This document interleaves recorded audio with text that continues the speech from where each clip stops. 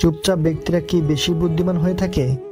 আজকে আমরা সেই বিষয়ে আলোচনা করব, জানবো কেন তারা বুদ্ধিমান হয়ে থাকেন।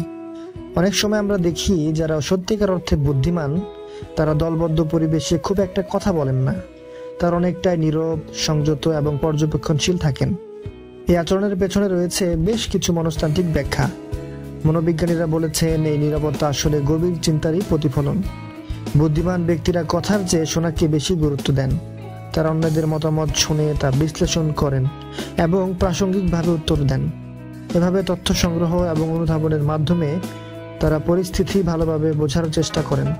তারা চটজলদি কোনো মন্তব্য করেন না, যা বলেন তা চিন্তা করে বলেন।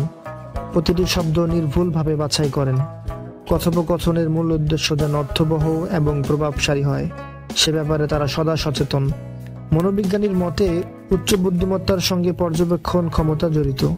নীরব মানুষরা চারপাশের মানুষ, পরিস্থিতি এবং পরিবেশ বিশ্লেষণ করেন। তারা কথা বলার আগে পরিস্থিতির গভীরে পৌঁছান। তারা প্রায়শই ক্ষুদ্র বা অর্থহীন আলাপে অংশগ্রহণ করেন না, তা এড়িয়ে চলেন। স্মল টকের চেয়ে ডিপ টক তাদের বেশি টানে। তারা নতুন জ্ঞান, চিন্তা বা অন্তর্দৃষ্টি সন্ধানে থাকেন। মনোবিজ্ঞান বলেছে বুদ্ধিমানরা আত্মপ্রচারে খুব একটা আগ্রহী নন। নিজেকে প্রমাণ করতে নয়, বরং শিখতে এবং বুঝতে তারা বেশি আগ্রহী। সব পরিবেশ বা মানুষের সঙ্গে মেলামেশা তাদের ধাতে নেই। তারা সাধারণত নির্দিষ্ট মানসিক গভীরতার মানুষের সঙ্গে যোগাযোগ রাখেন।